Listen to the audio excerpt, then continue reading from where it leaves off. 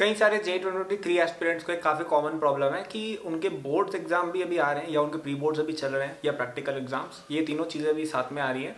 And with that there January attempt is also coming, और उसके बाद एक अप्रैल अटेम्प्ट और है। तो यहाँ पे हमें किस तरह से नेविगेट करना है इन सभी चीज़ों को, सबसे पहला तो है अपना प्री बोर्ड्स। ठीक है, प्री बोर्ड्स के अंदर आपके प्रैक्टिकल वगैरह सब मान रहा हूँ एक साथ, मतलब बोर्ड से पहले की सारी स्कूल की एक्टिविटी। ओके, फिर दूसरा है हमारा जनवरी अटेम्प्ट। ठीक है, जनवरी अटेम्प्ट, एंड लास्ट है अपना अप्रैल अटेम्प्ट। और यहाँ बीच में बोर्ड्स भी है, सॉरी बीच में लिखना भूल गया, बोर्ड्स, और यहाँ पे अप्रैल अटेम्प्ट भी अपना रहेगा। तो अब इन चीज़ों को कैसे नेविगेट करना है, कैसे किस तरह से टाइम एलोकेशन करनी है, इसकी अच्छे से बात करेंगे। लेकिन उससे पहले 2023 के सभी स्टूडेंट सब्सक्राइब रहे इस चैनल पे। जब तक आपका जेईई एडवांस नहीं हो जाता, आईआईटी नहीं पहुंच जाती, तब तक यहाँ पे बहुत अच्छा कंटेंट आएगा, आप उसको देख सकते हैं। ऑल्सो 2023 के लिए हमारा क्रैश कोर्स लॉन्च हो चुका है, तो अगर अभी तक कोई बच्चा एनरोल नहीं हुआ है, आप उसमें एनरोल हो सकते हो। डिस्क्रिप्शन में आपको लिंक मिल जाएगा, बहुत ही अच्छे प्राइस पर ही आपको कोर्स मिल रहा है, and you will be studying from me. तो आप काफ़ी अच्छी अच्छी चीज़ें उस कोर्स के अंदर सीखोगे, जिससे आपका सिलेबस वगैरह बहुत अच्छे से कवर होगा और आपको ये सब चीज़ें करने में भी काफ़ी हेल्प मिलेगी। चलिए बात करते हैं इसकी। तो सबसे पहले इसमें क्या इंपॉर्टेंट है क्या नहीं है, उसकी हम डिस्कशन कर लेते हैं। सबसे पहली बात, ये इतना इंपॉर्टेंट नहीं है जितना आप सोच रहे हो। ठीक है, मैं ये नहीं कह रहा हूँ कि प्री बोर्ड के लिए पढ़ना नहीं, मैं ये नहीं कह रहा हूँ कि प्रैक्टिकल एग्जाम नहीं देना है। प्रैक्टिकल एग्जाम वगैरह में स्कोर करना रिलेटिवली इजी होता है। आप अगर प्रैक्टिकल एग्जाम से 1-2 दिन पहले अच्छे से पढ़ लेते हो, लैब में जाके थोड़ा टेस्टिंग वगैरह कर लेते हो, जो सभी स्कूल वाले कराते हैं, ठीक है, तो आपका एग्जाम अच्छा हो जाएगा। इसके लिए ज़्यादा स्ट्रेस लेने की कोई ज़रूरत नहीं है। ठीक है, दूसरी चीज़ कौन सी इंपॉर्टेंट नहीं है, दूसरी चीज़ जो थोड़ी सी सेमी इंपॉर्टेंट हम कह सकते हैं, स्पेशली अगर आपकी प्रिपरेशन थोड़ी सी वीक है, अगर आपको एक क्वेश्चंस पूछने पड़ रहे हैं कि मैं कैसे मैनेज करूँ, तो हो सकता है कि आपका इतना अच्छा जेईई मेन की प्रिपरेशन नहीं है।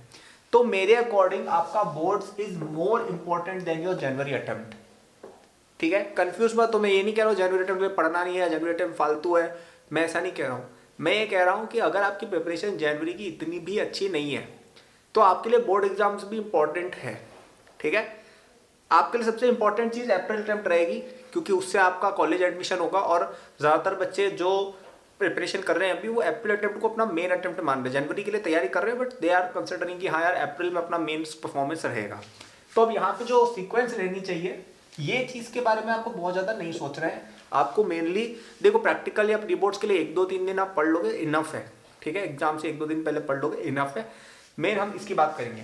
तो मेरे अकॉर्डिंग जो चीज़ होनी चाहिए कि आपके बोर्ड जो है वो लगभग आपके फरवरी टू मार्च पीरियड के अंदर फॉल कर रहे हैं। ठीक है, तो मैं जो आपको कहूँगा कि जनवरी अटेम्प्ट आपका जो है, प्री बोर्ड्स को आप थोड़ा सा अभी साइड में मैनेज करेंगे, इसको आप एज अ साइड थिंग रखेंगे। अभी जो मेन चीज़ आप करेंगे दिसंबर से लेकर जनवरी अटेम्प्ट तक, आप इस पर फोकस करेंगे। ठीक है, आप जनवरी अटेम्प्ट पर फोकस करेंगे। जनवरी अटेम्प्ट पर फोकस करने से क्या होगा, आपका थोड़ा बहुत केमिस्ट्री और फिजिक्स और मैथ्स अपने आप कवर हो रहा होगा, तो उससे आपका बोर्ड का तैयारी भी हो जाएगा, बिल्कुल कोई दिक्कत नहीं है। जनवरी अटेम्प्ट आपका जैसे ही हो जाए, उसके बाद आपके बोर्ड्स के ऊपर आप थोड़ा सा ज़्यादा फोकस करेंगे। इससे क्या होगा कि आपने देखो जनवरी अटेम्प्ट में जेईई मेन के पॉइंट ऑफ व्यू से कुछ चीज़ें पढ़ी है, अब बोर्ड में आप मोर थ्योरी बेसिस या सब्जेक्टिव तरीके से पढ़ोगे, उससे भी आपका क्लास 12th का जेईई का क्लियर हो रहा होगा। ठीक है, तो मेरे अकॉर्डिंग जनवरी अटेम्प्ट आपका जैसे ही हो, उसके बाद आपको तुरंत बोर्ड की तैयारी में अपना ज़्यादातर टाइम स्पेंड करना है। ठीक है, क्योंकि बोर्ड्स भी इंपॉर्टेंट है। ऐसा मत सोचना कि बोर्ड्स तो कुछ नहीं है, 70% ले आएंगे, ऐसा नहीं होता है। आप ये सोच के चल रहे हो ना कि 75% की कट ऑफ है, मैं 76 कर लूँगा, हालांकि शायद अभी कट ऑफ वगैरह कुछ आया है नया नोटिफिकेशन, लेकिन अगर आपको लेट से ड्रॉप करना पड़ता है, क्या पता अगले साल इससे कट ऑफ हो 75% वाली है, समझ रहे हो, मतलब कुछ भी हो सकता है ना। तो हमें अपनी तरफ से ऐसा टारगेट रखना है कि हम एटलीस्ट 90% के आसपास एम करें बोर्ड एग्जाम में। तो ऐसा कोई बच्चा सोच के नहीं जाएगा अरे मैं तो 75 लूँगा बहुत है, नहीं, आपको 90 की तैयारी पूरी करनी है। उससे जेईई मेन की तैयारी भी अच्छी होती है, और बाद में जब आप बड़े होते हो ना, आपको आईआईएम वगैरह में एडमिशन चाहिए होगा, तब ये एग्जाम के नंबर आपको याद आएंगे, तब वो बोर्ड के नंबर देखते हैं। ठीक है, तो बोर्ड को कोई मिस नहीं करेगा। आपके बोर्ड एग्जाम हो जाएंगे, उसके बाद भी आपको टाइम मिलने वाला है फॉर अप्रैल अटेम्प्ट। आपको लगभग 1 मंथ इसके लिए तो मिल ही रहा है फॉर जनवरी अटेम्प्ट, और आपको 1 month after your board exam मिलेगा फॉर अप्रैल अटेम्प्ट ऑल्सो। बीच में जो टाइम है वो आप बिल्कुल बोर्ड्स को दीजिएगा। अच्छा, एक और मैं आपको बात बताता हूँ कि बोर्ड एग्जाम जो होते हैं ना, उनमें आपको लगभग जैसे मैथ्स का एग्जाम है, ठीक है, और फिर केमिस्ट्री का एग्जाम है, इनमें 6 दिन का 5 दिन का इस तरह का गैप रहता है। तो आप ऐसा भी कर सकते हो कि लेट से केमिस्ट्री का बोर्ड एग्जाम आ रहा है, ठीक है, तो यहाँ पे आप पहले 4 दिन केमिस्ट्री पढ़ो, लेकिन पढ़ लो जेईई के पॉइंट ऑफ व्यू से। लेट से 12th के चैप्टर ही पढ़ लो, लेकिन अपनी कोचिंग के मॉड्यूल से पढ़ लो। तो क्या वो आपकी बोर्ड की तैयारी नहीं हो रही है? हो रही है, क्योंकि वो भी सिलेबस में है। और लास्ट के जो 2 दिन है या लास्ट के 3 दिन है वो आप प्योरली अपना जो भी आपका स्टेट का बुक है, जो भी आपके प्रीवियस ईयर क्वेश्चंस है बोर्ड के, उनके अकॉर्डिंग तैयारी कर लो। तो थोड़ा सा मिक्स एंड मैच आपको चलना पड़ेगा। मुझे भी याद है मेरे टाइम क्या है, अप्रैल में एक ही अटेम्प्ट होता था बस, अप्रैल में 2 अप्रैल को first of Sunday of April जो होता था उस दिन एग्जाम होता था। और मेरे तो ऐसा हुआ था कि मेरा बोर्ड एग्जाम फिजिकल एजुकेशन का था शायद 12 अप्रैल को, और मेरा जेईई मेन उससे पहले था, ठीक है। और जेईई मेन से 5 दिन पहले मेरा केमिस्ट्री का एग्जाम था, ऐसा कुछ तो था, ठीक है। तो हम कैसे मैनेज करूंगा आप सोचो।